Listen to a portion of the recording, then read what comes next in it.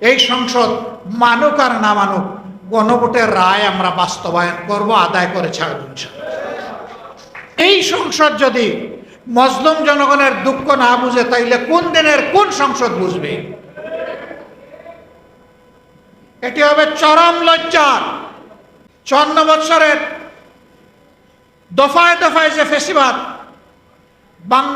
বাংলাদেশি জাতিকে এগিয়ে যেতে দেয়নি, সেই ফেসিবাদকে 24-এর বিপ্লবীরা ছুঁড়ে মেরেছিল বঙ্গোপসাগরে, নালায় নর্দমায় ফেলে দিয়েছিল। এখন সেই নর্দমা থেকে এইটাকে তুলে আনতে চায় কারা? যারা নিজের দলের মধ্যে গণতন্ত্রের চর্চা করতে পারে না, যাদের নিজেদের নেতাকর্মীদের হাতে নিজেদের নেতাকর্মীরাই নিরাপদ নয়, তারা 18 কোটি মানুষের নিরাপত্তা দিতে পারবে না। তারা জনগণকে গণতন্ত্র উপহার দিতে পারবে না। তারা ন্যায় এবং ইনসাফ জাতিকে উপহার দিতে পারবে না। জনগণ ঠিকই বুঝেছে, 24-এ জনগণ ঠিকই রায় দিয়েছে। হয়তো প্রশ্ন করতে পারেন, রায় যদি আপনারা পেয়ে থাকেন তাইলে সরকার গঠন করতে পারলেন না কেন? আমাদের রায়কে হাইজ্যাক করা হয়েছে, ডাকাতি করা হয়েছে, জনগণকে অপমান করা হয়েছে এবং ইতিমধ্যেই তার রাজসাক্ষীও পাওয়া গেছে। হ্যাঁ, গুগু বারবার আসে দান খেয়ে চলে যেতে, কিন্তু কপাল যখন মন্দ তখন কিন্তু জালে বেঁধে যায়। গুগু, তুমি একবার জনগণের ধান খেয়েছো, আবার খাওয়ার চিন্তা করো না। এবার আসলে ঠিকই তোমার লেজ, ঠিকই তোমার পা, ঠিকই তোমার ডানা অবশ করে দেওয়া। আমরা আপনাদেরকে কথা দিচ্ছি, প্রিয় বাংলাদেশে রক্তমূল্য, জীবন মূল্য, জেল মূল্য, যত মূল্য দিতে হয়, ফেসিবাদকে আর আমরা ফিসে আসতে দিব না ইনশাআল্লাহ। আমি একজন রাজনৈতিক কর্মী হিসাবে সাক্ষী, আপসীন এই কাফেলার যিনি কাণ্ডারি ছিলেন, তিনি অন্যায়ের পক্ষে ভয়ে ভয়ে কথা বলতেন না। নিঃসংকোচে গলা ঝেড়ে সিংহের মতো গর্জন করতেন। জাতীয় জীবনের প্রতিটি সংকটে সবার আগে যার দরাজ কণ্ঠ শোনা যেত, তিনি আমাদের প্রিয় নেতা জনাব শফিউল আলম প্রধান। আমি আমাদের দলের পক্ষ থেকে আরেকটু বেশি কৃতজ্ঞতা উপলব্ধি করি। আমাদেরই একটা অনুষ্ঠানে তিনি আমাদের আহ্বানে দাওয়াতে সামিল হয়েছিলেন। যেই অনুষ্ঠানের একটা বক্তব্যকে বিকৃত করে কতিপয় দুষ্ট লোক জামাতে ইসলামীর মতো একটা সংগঠনের শীর্ষ নেতৃবৃন্দের বিরুদ্ধে ধর্ম অবমাননার মামলা করেছে এবং সেই মামলায় প্রিয় নেতা শফিউল আলম প্রধানও একজন আসামি। আদালতে উঠেছেন, জেলে গিয়েছেন, কষ্ট স্বীকার করেছেন, কিন্তু না, তিনি অন্যায়ের সাথে আপোষ করেন। আমরা তার কাছে চিরকৃতজ্ঞ। আলহামদুলিল্লাহ, তার রেখে যাওয়া এই সংগঠনের হাল ধরেছেন তার অত্যন্ত স্নেহের আদরের কন্যা এবং তার সন্তান। আমরা মানসিকভাবে মনে করি যে আমরা তাদের পরিবারের সদস্য এবং তাদেরকে ভিন্নভাবে দেখি না। আজকের এই বাংলাদেশ যে সংকটের মুখোমুখি হয়েছে, আজকে এরকম মানুষের বড় প্রয়োজন ছিল, জোর কদমের সামনে এসে বলবে জাতির সাথে যেটা করা হচ্ছে এটা অন্যায়। 2/3 মেজরিটির অহমিকায় ভুগে জাতিকে আবার ফেসিবাদের দিকে নিয়ে যাওয়ার চেষ্টা করা হচ্ছে। তিনি বলতেন, ফেসিবাদ আর জনগণের আকাঙ্ক্ষার মাধ্যমে মধ্যখানে যদি অন্য কিছু এসে দাঁড়ায়, আমি সেই শফিউল আলম প্রধান। ফ্যাসিবাদকে জনগণের দিকে এগিয়ে যেতে দেব না, এখানেই থামায় দেব। আমি আশা করি তার রেখে যাওয়া আমানতের ভার যাদের উপর পড়েছে তারাও চলার পথে কোনো অন্যায়ের সাথে কোনো আপোষ করবে। যেখানেই দেশের স্বার্থ সেখানেই তাদের পথ চলা হবে অকুণ্ঠ। আমাকে অনেকে বলে এটা ছোট দল, এটা বড় দল, এটা মাঝারি দল। আমি ওই থিওরিতে বিশ্বাস করি। আমি বিশ্বাস করি একটা দল নির্দিষ্ট আদর্শ, তার কর্মসূচি, তার লক্ষ্য নির্ধারণ করে একটা দল তৈরি হয় এবং এগিয়ে যায়। দল কোনটা ছোট আর বড় এটা জনগণ বিচার করবে, এটার দায়িত্ব আমার না। আমি পার্সোনালি সুস্থ ধারায় গড়ে ওঠা দেশপ্রেমিক সকল দলকে সম্মান জানানো আমার দায়িত্ব মনে করি এবং চেষ্টা করি আমার ব্যক্তি জীবনে, সাংগঠনিক জীবনে এটাকে মেনটেন করা। আমি কালকেও সংসদে বলেছি, আমি বিশ্বাস করি বর্তমান সংসদে সদস্য হিসাবে যারা ঢোকার সুযোগ পেয়েছেন, প্রবেশ করেছেন, তাদের সকলেই মজলুম। এর মধ্যে কেউ জেল কেটেছেন, এর মধ্যে কেউ কুখ্যাত আয়না করেছিলেন, এর মধ্যে কেউ ফাঁসির মঞ্চ থেকে ফিরে এসেছেন, আবার এর মধ্যে কেউ নির্বাসন থেকেও দেশে ফিরে এসেছেন।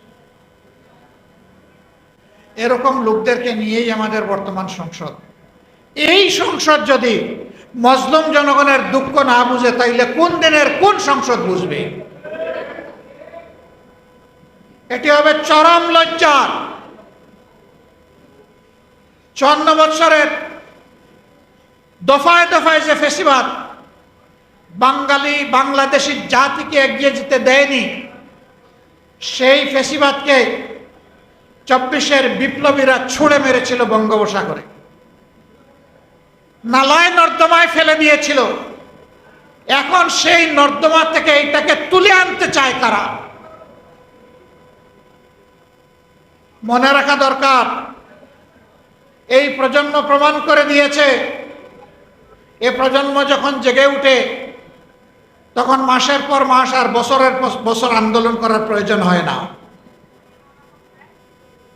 তখন ওদের বুক চিতিয়ে যুদ্ধ করার সিদ্ধান্তই ফ্যাসিবাদীদের কলিজায় কাঁপন ধরিয়ে দেওয়ার জন্য যথেষ্ট।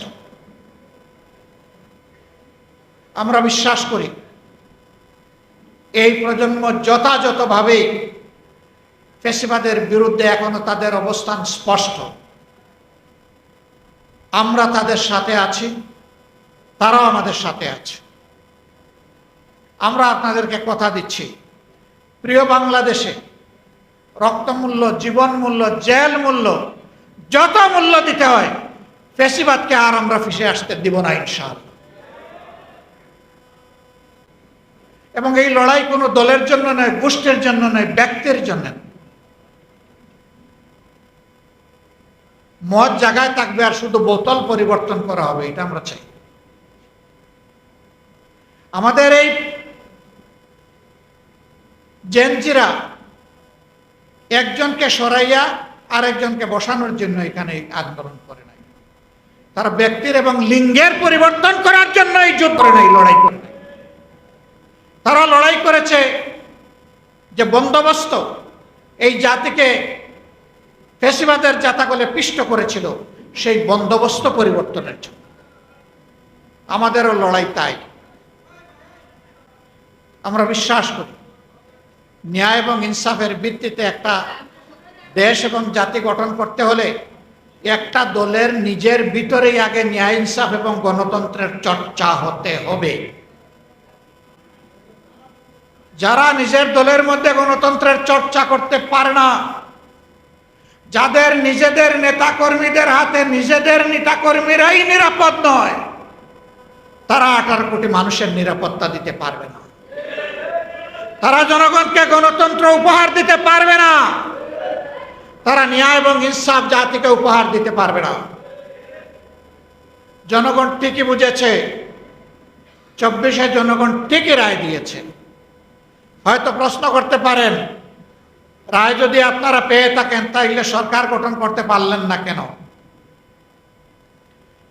আমাদের রায়কে হাইজ্যাক করা হয়েছে, ডাকাতি করা হয়েছে, জনগণকে অপমান করা হয়েছে এবং ইতিমধ্যেই তার রাজসাক্ষীও পাওয়া গেছে।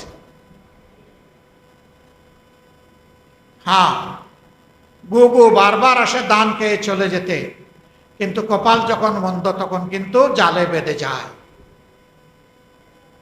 গুগু, তুমি একবার জনগণের ধান খেয়েছো, আবার খাবার চিন্তা করো না। এবার আসলে ঠিকই তোমার লেজ, ঠিকই তোমার পা, ঠিকই তোমার ডানা অবশ করে দেওয়া। বলবেন যে আপনাদেরকে জনগণ ভোট দিয়েছে, তার প্রমাণ কি? 70% জনগণ হার পক্ষে ভোট দিয়েছে, এটাই তার প্রমাণ। আমরা হার পক্ষে ছিলাম, আমরা হার পক্ষে আছি। আমরা জনগণের সুপ্রিম উইলে আমরা সম্মান দেখিয়েছি, আমরা দেখিয়ে যাব। এই সংসদ মানুক আর না মানুক, গণভোটের রায় আমরা বাস্তবায়ন করব, আদায় করে ছাড়ব ইনশাআল্লাহ। অতীতের রেকর্ড এই বাংলাদেশে আছে। কেয়ারটেকার সহজে আসে নাই। ওই রকমই আমাদের আনা বিল ফেলে দেওয়া হয়েছিল। আমরা বলেছিলাম, চেয়েছিলাম সংসদে প্রতিকার, দিয়ে দিলেন আমাদেরকে জনগণের কাছে ফিরিয়ে। আমরা জনগণকে নিয়েই দাবি আদায় করব এবং দাবি আদায় হয়েছে। এবারও আমরা চেয়েছিলাম সংসদের ভিতরে ইতিবাচক গঠনমূলক বিতর্কের মধ্য দিয়ে তার অবসান হোক, জনগণের আকাঙ্ক্ষার প্রতিফলন হোক। না, এই সংসদ আমাদের আকাঙ্ক্ষাকে উপলব্ধি করতে, সম্মান করতে ব্যর্থ হয়েছে। আমরা তাই বলেছি, জনগণের রায় বাস্তবায়নের জন্য এখন আমরা সংসদ থেকে জনগণের কাছেই ফিরে যাচ্ছি। এবং গত পরশুদিন জনগণকে সাথে নিয়ে প্রথম কর্মসূচি বাস্তবায়ন হয়েছে। এটা শুরু। এর ভিতর দিয়ে ইনশাআল্লাহ যে আন্দোলন গড়ে উঠবে, এটা কোনো দল, ব্যক্তি, গোষ্ঠীর জন্য হবে না, এটা হবে 18 কোটি মানুষের জন্য। অন্ধ তার সাদা চড়িটি বারবার হারায় না। আমরা একবার হারিয়েছি, এই ছড়িকে এখন দাঁতে কামড় দিয়ে আমরা ধরে রাখবো ইনশাআল্লাহ। আমি আর কথা বাড়াচ্ছি না, আমি দুঃখ প্রকাশ করছি। পর্যাপ্ত সময় হাতে নিয়ে রওনা করেছিলাম, আসতে পারলাম না। কেন জানেন?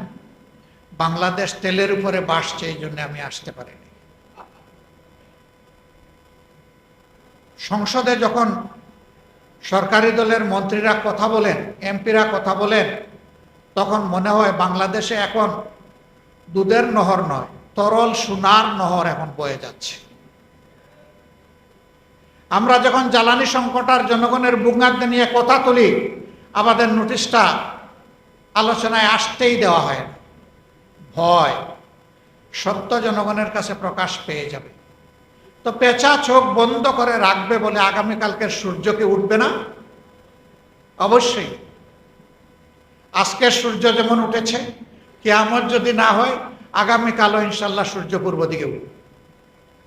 পেঁচার চোখ বন্ধ থাকার উপর সূর্যের উঠা না উঠা নির্ভর করবে না ইনশাআল্লাহ। পাম্পে, এক একটা পাম্পে লাইনে হাজার হাজার গাড়ি এবং মোটরসাইকেল দাঁড়ায় আছে লাইনের পর লাইন, এখন আর চাকাই ঘুরে না। সেদিন দেখলাম যে একটা গাড়ি তেল নাই, এখন গাড়ি শালা আবার তেলও দিবে না, এই জন্য গাড়ির সামনে গরুর গাড়ি দিয়ে গাড়ি টানতেছে। আমাদের মন্ত্রীরা বলে আগের চাইতে আমাদের তেলের রিজার্ভ এখন অনেক বেশি, চাহিদা বেড়ে গেছে। তো তোমরা তোমাদের তাইলে ব্যবস্থাপনার দুর্বলতা, এটা তোমরা শুধরে উঠো না কেন? জনগণকে কেন ভোগান্তি করছো? আজকে সেই গাড়ির চাপে পড়ে আমার গাড়িরও তেল প্রায় শেষ হয়ে যাওয়ার উপর। 1 ঘন্টার মতো এই রাস্তায় কাটাই দিলাম। একদিকে তেল পাই না, আরেকদিকে তেল যা আছে ওই তেল না পাওয়া ভাইদের কষ্টের কারণে এই তেলও শেষ। শুধু কি গাড়ির তেল? কৃষি নির্ভর একটা দেশে এই মৌসুমে খামারিরা হা করে চেয়ে আছে, তাদের ফসলে সেচ করবে, পানি দিবে, নাই।